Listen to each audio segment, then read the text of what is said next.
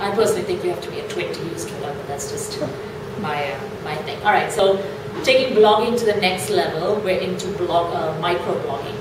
So if you remember the statistics that Rohit put up, I think it was 600 million social people using social media, 60 million users on Twitter right now, and it was founded in 2006. So this means that there are 60 million people in the world that are going onto Twitter using a format like this, and there are actually many others, but this is an example of what a Twitter page is, and expressing themselves in 140 characters. I can't express myself in 140,000 characters, so it's very impressive that people are going on and taking so easily to this.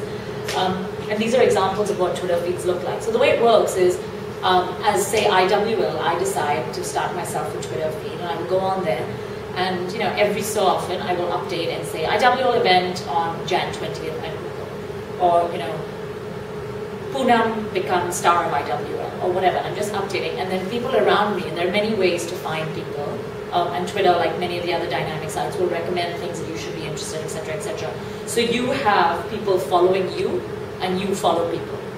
So the New York Times is on there, CNBC is on there, the Sydney Morning Herald is on there. So you can be following all your favorite news sources, or you could be following Bettina Liano, or you could be following really anybody that you care about on Twitter, and vice versa. People that want to hear what you have to say in 140 characters can be following you. So that's why it's become so popular now, because it's so easy. And you don't really have to think to do 140 characters, right? You can put in websites, like Rohit was saying, the person that set up her website, if you have 130 people following you on Twitter, you send them a note about your website. It takes you less than 30 seconds, and they're used to receiving information in this format. So again, very popular business tool. Played a huge role in the 2008 US presidential elections, because President Obama was using Twitter to get out to the younger audience. Oprah Winfrey, Kim Kardashian, everybody's on there. If you want to know what Demi Moore is eating for dinner, get onto Twitter and follow her. Some people find it interesting. Interesting trends. We talk about making money on Twitter. We have the celebrity tweets, as they call them. Now we're getting sponsored celebrity tweets. So Ashton Kutcher, for instance, is getting paid X amount of money to tweet about a certain product. So that's interesting from a technology and an advertising standpoint. It's also very interesting from a consumer standpoint.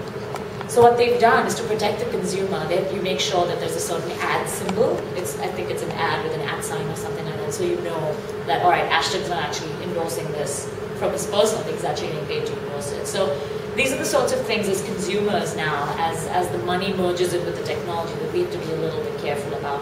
But this is how social media is being leveraged to promote businesses, services, etc. Social networks. Like we said, it's bread and water for us now. Facebook, MySpace, Orchid. Each of these have a sort of a specialization. Facebook did actually start off as a Facebook, as a post high school, getting everybody together, connecting your class, and now it's become. My mom's on Facebook.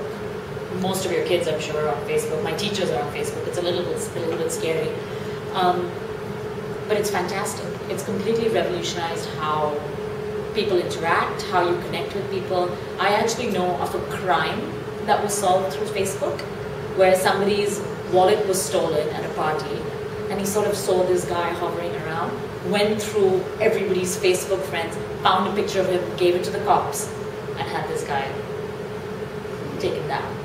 That's fabulous, and it's frightening.